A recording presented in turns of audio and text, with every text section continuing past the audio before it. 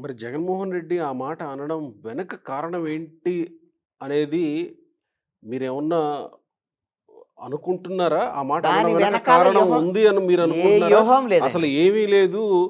ఊరికే నోటికొచ్చిందన్నట్టా? నోటికొచ్చింది అనలేదండి. జగన్మోహన్ రెడ్డి చేసింది ఏంటి అనంటే, నాకు తెలిసి జగన్మోహన్ రెడ్డి కూటమి ప్రభుత్వానికి అద్భుతమైనటువంటి ఆయుధాన్ని అందించాడు.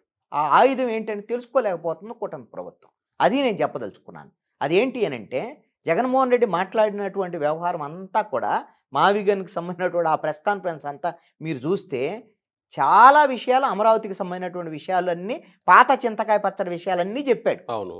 అన్నీ అమరావతి కరప్షను, అవును. అవును. లేపోతే నిధులు లెవ్వు, రైతులకు సంబంధించినటువంటి సమస్యలు ఇవన్నీ కూడా జగన్మోహన్ రెడ్డికి ఉన్న ఆయుధాలు వాస్తవంగా చెప్పాలంటే. హ్మ్. జగన్మోహన్ రెడ్డి ఈ ప్రభుత్వం మీద ఫైట్ చేయొచ్చు. హ్మ్. ఈళ్ళు కట్టలేరు. ఇవన్నీ కూడా 2029 ఎన్నికలకు ఆయుధాలుగా వాడుకోవచ్చు. ఫైనల్‌గా అమరావతికి తాను వ్యతిరేకం. అమరావతి అనేటువంటిది తాను అంగీకరించట్లేదు అని చెప్పటం కోసం మచిలీపట్నం, గుంటూరు, విజయవాడ అనేటువంటి ఆ పేర్లను తీసుకొని మావిగన్ అనేటువంటిది చెప్పినటువంటి మాట తప్ప దాంట్లో ఏ ప్లాను లేదు, వ్యూహము లేదు, ఏమీ లేదు. ఏం ఆయుధం అందించాడు అనంటే, ఈ విధంగా ఈ సమస్యలన్నిటినీ జగన్మోహన్ రెడ్డి అనే ఒక ప్రతిపక్ష నాయకుడు ఈడ ఇన్ని పెట్టుబడులు కావాలి, ఇవి అంటే ఇంత నిధులు కావాలి, పొద్దున నిర్మాణం జరగాలంటే, లేదంటే 29 లోపు వీళ్ళు పూర్తి చేయలేరు, లేదు అనంటే ఈ రైతులకు సంబంధించినటువంటి డెవలప్ చేసినటువంటి ప్లాట్లు 12 ఏళ్లయింది, వాళ్ళ సమస్యలివి, ఇలాంటియన్నీ కూడా ప్రతిపక్ష నాయకుడిగా చెప్తూ ఉంటే అది అధికార పక్షానికి చాలా ఇబ్బందికరమైనటువంటి పరిస్థితి ఉంటది. వాటిని ఇది ఒక చేజింగ్ లాగా ఉంటది. ఆ పనులన్నీ పూర్తి చేయలేనటువంటి పరిస్థితి ఉందనుకో, అది ఆ అసంతృప్తి ప్రజల్లో వ్యతిరేకతగా మారే ప్రమాదం ఉంటది. అది వైఎస్ఆర్ కాంగ్రెస్ పార్టీకి ఉపయోగపడేటువంటిది. ఏం ఆయుధం అందించాడు? ఇవన్నిటిని పక్కన పెట్టేయి. ఒక పిచ్చి ప్రేలాపన, ఒక అందరూ జోకర్‌లాగా మాట్లాడుకునేటువంటి మావిగన్ అనే పదాన్ని వాడాడు. ఈ మావిగన్ ఏంది? అమరావతి ఏం రాజధాని, అంత అద్భుతమైన రాజధాని గురించి ఇంత చెప్పుకుంటే, ఆ రోజున దేవతల కాలంలో పరిపాలించినటువంటి ప్రాంతంగా ఉన్నటువంటిది, ఆ తర్వాత రాజుల కాలంలో పరిపాలించినటువంటి ప్రాంతంగా ఉన్నటువంటి ఈ ప్రాంతం, ఇప్పుడు ఒక రాజధాని తయారవుతుందనుకుంటే, మావిగన్ ఏందిది పిచ్చి ప్రేలాపన అని అందరూ అనుకునేటువంటి ఒక ఆయుధాన్ని, మావిగన్ అనేటువంటి ఒక పిచ్చి ప్రేలాపన, ఇదొక కామెడీ వ్యవహారం అనేటువంటి విధంగా దాన్ని తీసుకొని ఆయుధంగా వాడుకోవాలి కూటమి ప్రభుత్వం. వాడట్లేదంటారా మీరు? అసలు వాడట్లేదంటే జరుగుతున్నది. వాడకుండా ఆ! వీళ్ళు జగన్మోహన్ రెడ్డి అన్న మావిగన్ అనేటువంటిది బాగా చర్చనీయాంశం అవుతుంది. ఓకే. ఓకే. విపరీతంగా ఓకే. జనంలోకెళ్తుంది. అదేందిరా అసలకి ఇట్లా అమరావతి గురించి మాట్లాడకుండా మావిగన్ గురించి ఎవడు మాట్లాడుతున్నాడు మావిగన్ గురించి? ఓకే. అమరావతి గురించే మాట్లాడుతున్నారు.